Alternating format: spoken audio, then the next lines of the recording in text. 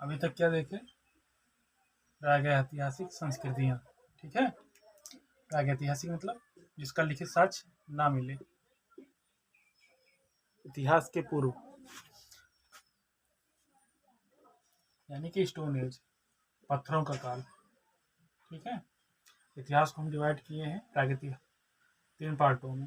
प्रागैतिहासिक, दूसरा है आद्य ऐतिहासिक और तीसरा है ऐतिहासिक। और इसका टाइम पीरियड कब से है? ओरिजिन ऑफ ह्यूमन, यानी कि इंसानों के जन्म से लेकर के 3000 बीसी तक। आद्य ऐतिहासिक कब से कब तक है? 3000 बीसी से 600 तक, 600 बीसी यानी ईसा पूर्व तक। फिर ऐतिहासिक है 600 बीसी से लेकर के वर्तमान में। ठीक है, जैसे कि मेडिवल हिस्ट्री यानी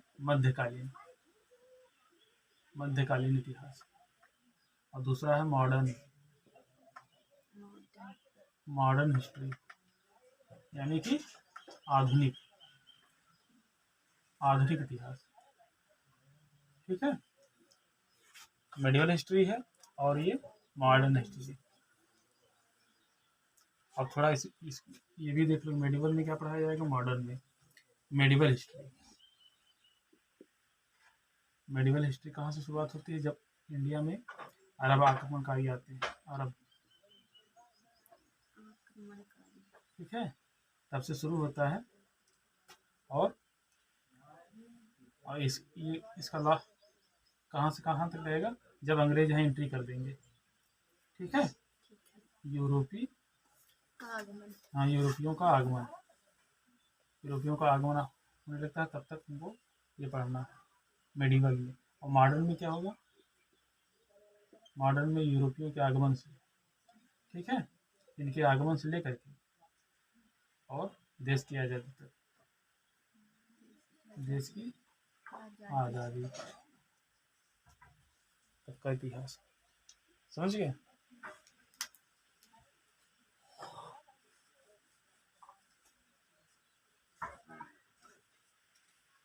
तो हम कहाँ पर थे? स्टोन एज में। ठीक है, पाषाण काल। पाषाण काल को हम 3 पार्टों में डिवाइड करेंगे। पहला है पूरा पाषाण काल, दूसरा है मध्य पाषाण काल, और तीसरा है नवपाषाण। पूरा पाषाण काल, मध्य पाषाण काल और नवपाषाण काल। पूरा पाषाण काल का मतलब क्या होता है? यानी कि पाषाण एज के पहले की। ठीक है, पाषाण एज शुरू हो जाता है, उसके पहले की घटनाएं जो कुछ भी, जैसे कि इंसानों की उत्पत्ति हो गई है, वो अपने आप को सरवाइव करने के लिए मतलब प्रकृति के साथ संघर्ष कर रहे हैं। ठीक है, जैसे ये होमो सेपियंस है, आदिमानव, ये पहाड़ है, जंगल है, ठीक है, जानवर है यहाँ पर।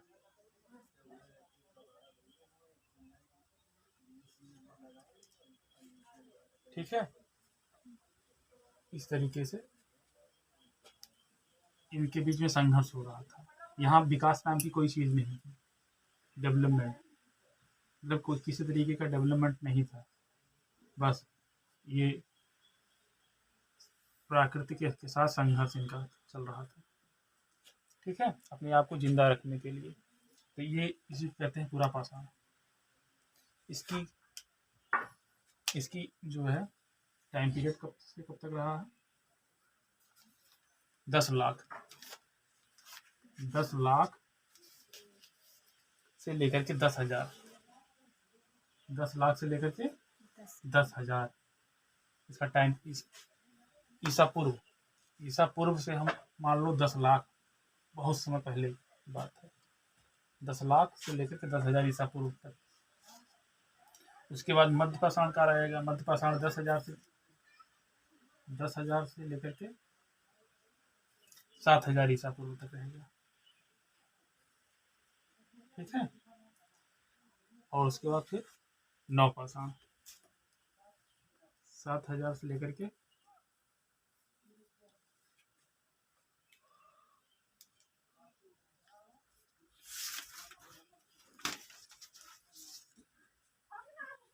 7000 BC से लेकर के कुछ अन्य टाइम तक रहेगा। ठीक है, इसमें खोज क्या क्या हुई थी ये बताओ।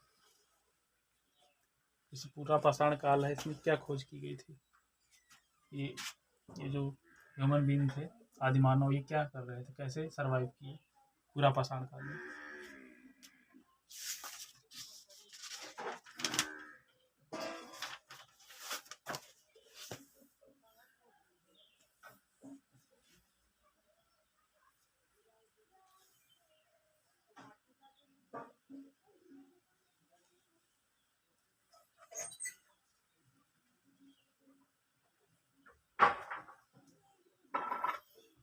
इसकी हमें पहले स्टडी करेंगे, किसकी? पूरा पाषाण की। ठीक है, पूरा पाषाण की स्टडी करेंगे तब पता चल पाएगा कैसे सरवाइव कर रहे थे, कैसे जिंदा थे। तो इनके सबसे पहले हमको हथियार मिलेंगे। ठीक है, जो हथियार ये यूज कर रहे थे, जिन हथियारों का ये प्रयोग कर रहे थे अपने आप को सर्वाइव करने के लिए, हंटिंग के लिए, तो सबसे पहले वो हथियार हमको मिलते हैं कहाँ पर? पल्लवरम में। पल्लवरम, ठीक है, एक स्थान है दक्षिण भारत में, पल्लवरम। ये दक्षिण भारत है, यहीं पर चेन्नई है। ठीक है, चेन्नई। ठीक है, वहीं पर ये है पल्लवरम। और इसकी खोज किसने की थी? रॉबर्ट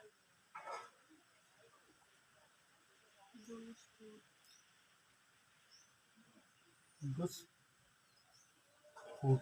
ठीक है, ये एक पुरातत्ववेत्ता थे, पुरातत्वविद। लोगों का काम ही यही होता है कि जगह जगह जो जैसे जो प्राचीन स्थल है उसकी खुदाई करके उसके बारे में साक्ष्य इकट्ठा करना।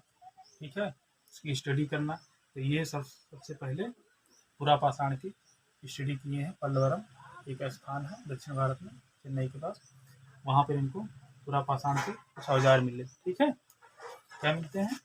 औजार। औजार में जैसे छेनी है, ठीक है, हथौड़ी है, ये सब इनको मिला। तो इनके हथियारों के आधार पर जो कुछ भी वहाँ साक्ष्य मिला, उसके आधार पर हम पूरा पाषाण को भी 3 पार्ट में डिवाइड करेंगे।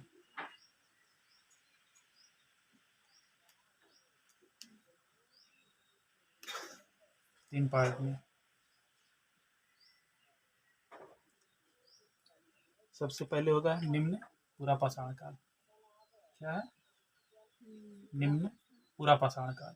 ठीक है, एक पाषाण काल है तो यहाँ सबसे पहले निम्न रहेगा, फिर उसके बाद मध्य पाषाण काल रहेगा, उसके बाद फिर उच्च।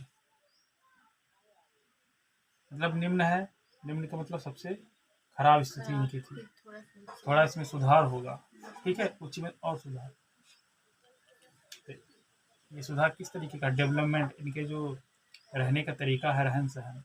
ठीक है, रहन सहन के आधार पर हम इसको निम्न से फिर मध्य, मध्य से फिर उच्च की तरफ ले जा रहे हैं।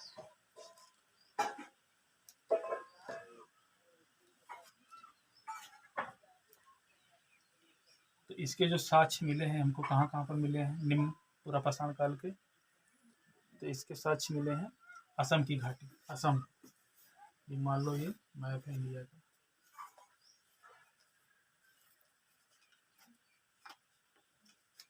ठीक है,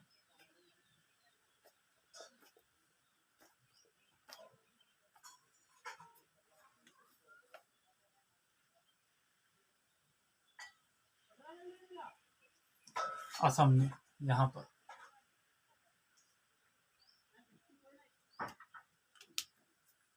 यहाँ पर साक्ष्य मिलते हैं इस जगह पर। ठीक है, असम में निम्न पूरा पाषाण काल के। और फिर सोहन घाटी, एक है सोहन घाटी। सोहन घाटी में निम्न पूरा पाषाण काल के हमको साक्ष्य मिलते हैं। उसके बाद फिर नर्मदा घाटी। नर्मदा घाटी यहाँ पर देखो, नर्मदा नदी है, ये यहाँ अरब सागर में गिरती है, यहाँ पर भी साक्ष्य इसके मिलते हैं। एक है बेलन घाटी। तो घाटी का मतलब क्या हो गया? नदी का किनारा, जहाँ जहाँ नदियाँ रहती हैं, ठीक है। जैसे ये नदी है, तो नदी के पास ही इनकी झोपड़ी उपड़ी रहेगी, ठीक है। क्यों? क्योंकि इनको जल की आवश्यकता है। पहले पानी पीने के लिए हैंडपंप होते नहीं थे, तो सीधे सीधे ये लोग कहाँ रहते थे? जहाँ पर जल पर्याप्त मिल जाए, ठीक है। इसीलिए नदी के किनारे भागते थे। तो ज़्यादातर सभ्यताएं, जितनी भी सभ्यताएं विकसित हुई हैं, डेवलप हुई हैं, सब नदी घाटी के किनारे ही हुई हैं। समझ गए? तो निम्न के ये सब साक्ष्य हैं। सोहन घाटी, दूसरा है वेलन घाटी, और तीसरा है असम की घाटी, और चौथा है नर्मदा घाटी। तो ये सारे साक्ष्य किससे संबंधित हैं? निम्न पुरापाषाण काल से, ठीक है। अगर जैसे क्वेश्चन आ जाए कि निम्न पुरापाषाण से संबंधित स्थलों के नाम निम्नलिखित हैं, तो उसमें सोहन घाटी, बेलन घाटी, असम घाटी और एक गंगा घाटी डाल दे, तो कौन सही है?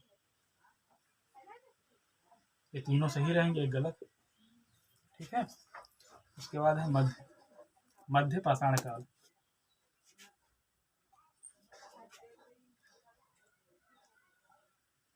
इसके साथ मिलेंगे गोदावरी नदी के पास। गोदावरी नदी कहाँ है? दक्षिण भारत में, ठीक है। ये इस तरीके से फ्लो करती, ये भी बंगाल की खाड़ी में गिरेगी, गोदावरी, ठीक है। तो गोदावरी नदी के पास मध्य पाषाण काल के साक्ष्य मिलते हैं, ठीक है। मध्य पाषाण काल को क्या कहते हैं? फलक संस्कृत। फलक संस्कृत मतलब इनके जो औजार होते हैं वो ज़्यादा नुकीले हो जाते हैं, ये, ठीक है। औजार ज़्यादा नुकीले, बर्छी है या पत्थर, मतलब कोई भी औजार बनाते तो आगे बहुत नुकीला फलक जो है उसका, ताकि जो है शिकार करने में आसानी हो। पहले इनके पास जो है बेडौल पत्थर रहते थे निम्न पाषाण काल में। अब थोड़ा इनके हथियारों में थोड़ा सुधार आ गया है, ठीक है। आगे एकदम शार्प, नुकीला। उसके बाद हम आते हैं उच्च पाषाण काल में, ठीक है। इसमें आधुनिक मानव, जो आज के मानव हैं, वो पूरी तरीके से इस समय हो जाते हैं। आधुनिक जो इंसान है इस समय, वो उच्च पुरापाषाण काल में पूरी तरीके से अस्तित्व में आ गया था, ठीक है। मतलब जैसे आजकल कद काठी है, लंबाई चौड़ाई है, पूरा शरीर है, उसी तरीके से ये भी उस समय थे, उच्च पुरापाषाण काल में। अब ये लोग क्या किए? हड्डी का प्रयोग करने लगे हथियारों में। हड्डी, हाथी दांत, औजार में प्रयोग करने लगे हड्डियों का, हाथी दांत का और सींग का, ठीक है। मतलब थोड़ा सुधार आ गया इनमें। जैसे कि हड्डियों का दान कौन किए थे? दधीचि। तो उस समय जो है, तो वही जो है हड्डियों का ये यहाँ पर प्रयोग होने लगा था सुरक्षा के लिए।